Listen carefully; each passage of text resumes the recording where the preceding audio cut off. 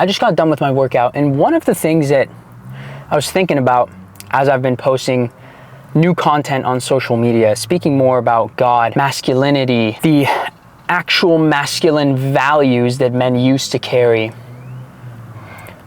And I was thinking of how much lashback I'd received, and I keep receiving. Like yesterday, I made a video about, I'll pop it somewhere up here, but it was a video about a woman that was basically trying to say it's, you know, sexism against men is totally okay, but sexism against women is not okay. Regardless of how you feel about that, I think one of the biggest things that's been capitalized to me here is ever since I became a believer, and we know that once we start following Christ, it's almost like the world is against us. You know, we're going against the world, so the world will also be against us. We'll receive a lot of hate. You know, how blessed are we to get hated in his name, you know, for us to experience prejudice because of Christ. So I don't mind it.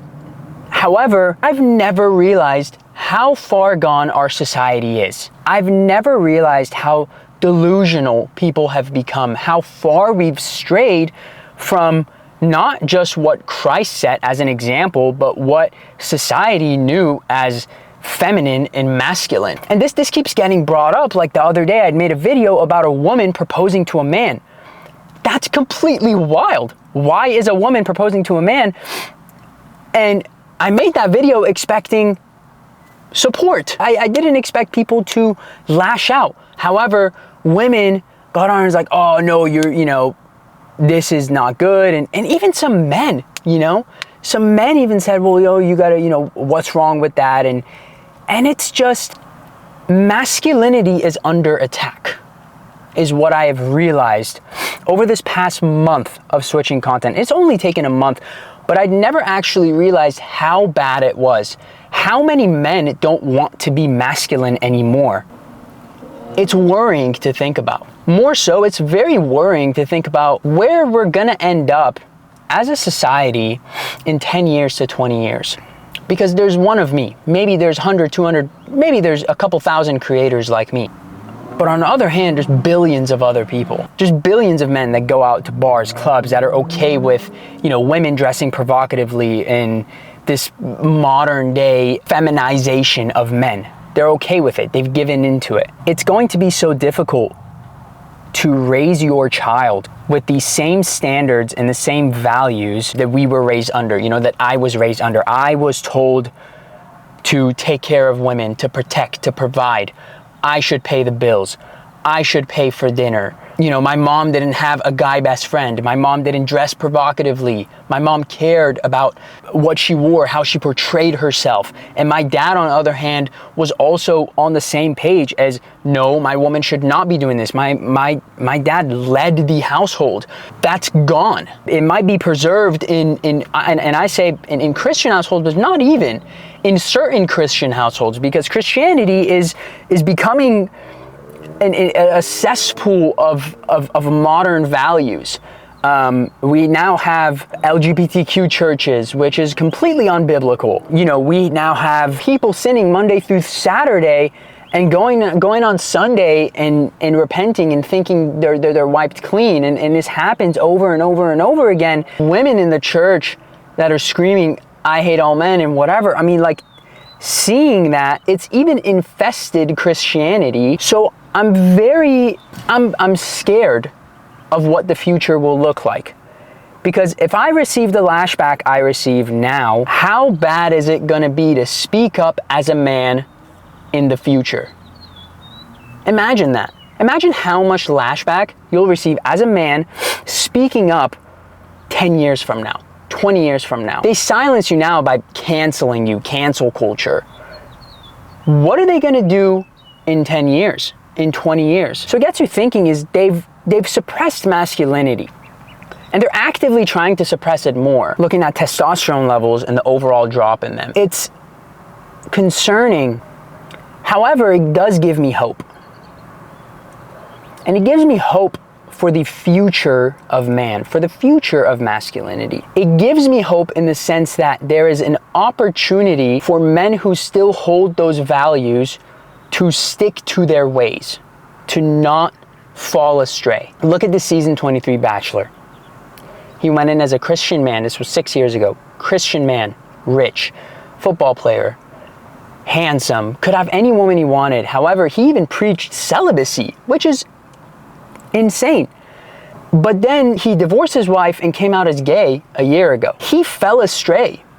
He was a devout Christ follower. Now he's saying, oh, I don't go to church anymore, and I have respect for other people's beliefs, which is fine. I respect other people's beliefs. I just don't respect delusion. I respect the people, but not the actual religion. And that's what we're called to do, is love the sinner, not the sin. But seeing men like that fall away, it gives us the opportunity to step up and not fall astray and be the example that people need us to be.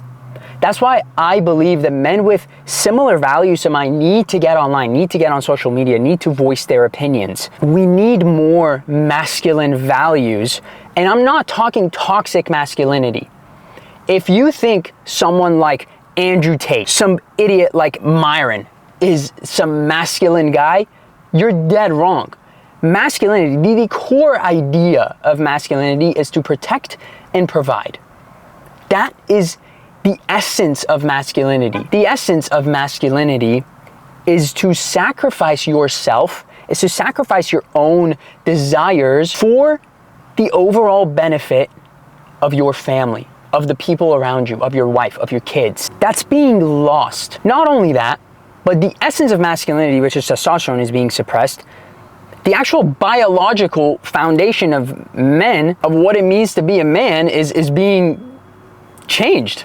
So it's up to men now to step up and be more bold in their faith, in their values, in their beliefs. They need to be more protective of their family. I think you should be extremely protective of your son, of your daughter, of the people you have around them. I'm going to homeschool my children because of the things that are in school now. I don't want my kids subject to that. You see things in California which are terrifying. So I say all that to say that it's a worrying time, but because we're witnessing these things, it's giving us some time to prepare, some time to get ahead, at least protect our own children, our own values. Us as men, we are responsible for not only the generation before us, but the generations that come after us. What you do today as a man dictates what your children do, what your grandchildren do, what your grandchildren will do. Your beliefs, your ideas, if solidified into your bloodline, can affect entire generations. So I want you to think, what kind of values are you standing behind? What kind of values are you preaching? What are your beliefs? What are the things that your children will take from you being a father? And truly look at your life now as, would you want your children living your life? Your answer should be no if you are fat, if you are drinking, if you're smoking, maybe if you're working a dead-end job that you hate, if you're not being the provider or the protector that you know you can be. So these things are worth actively thinking about as you care for your family, as you keep providing the way you have been, is how can you level up as a man in order to set your family up, set your generation up for success? How can you instill the Christ-like values that we value into further generations so they don't get swayed by the slop that's going on right now? If it matters to you what your children will do, how your children will act, if that matters to you, you'll be improving yourself. You'll be improving yourself physically, you'll be improving yourself mentally, you'll be improving yourself spiritually.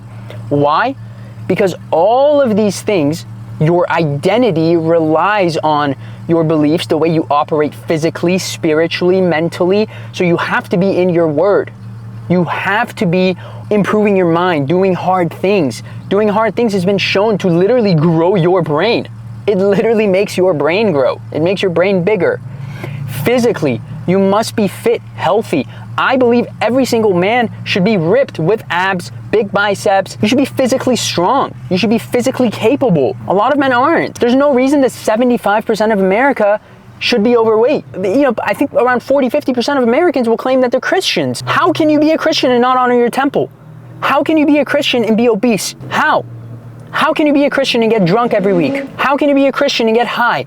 How can you be a Christian and be gay or give in to your gay desires? We all fall. That's not what I'm talking about. I'm talking about actively sinning, living in actual mortal sin. So these are things that are worth thinking about as we try to improve ourselves, not just to be the best man, but to be the best example for our kids, but to be the best protector and provider for our family. You are responsible. So I want you to wake up tomorrow and make the decisions that you know the Christ-like protector, provider, successful version of yourself will make. You know what those decisions are. You know exactly what you're not doing and what you should be doing.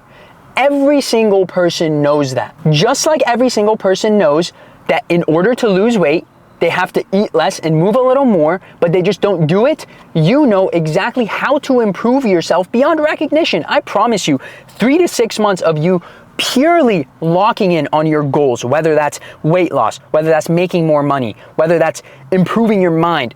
3 to 6 months of actual consistency without you complaining, without you changing what you're going to do every week, just you staying consistent with a plan will completely change your life. It takes 3 months. I think it takes, 100 days to form a habit? You live 80 years.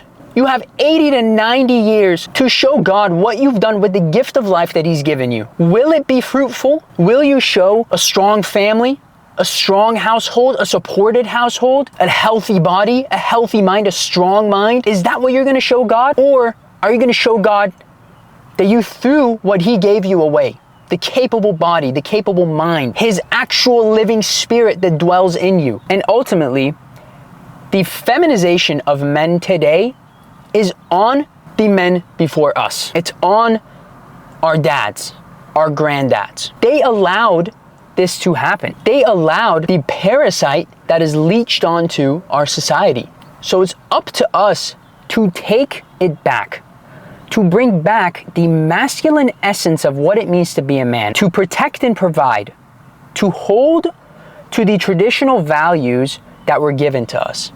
It's our responsibility. So I want you to be loud. I want you to go out there and say what you believe without being scared of what the next guy's going to think of you, without being scared of what the woman is going to think of you. I want you to be rude. I want you not to censor yourself to protect someone's feelings. I want you to stand behind your values and speak with conviction. It's time for men to be men. It's time for us to stand up for what we believe in. Because if we don't, it's not just us that's at risk. It's our kids. It's our future kids. What you do today dictates exactly what your family will experience tomorrow.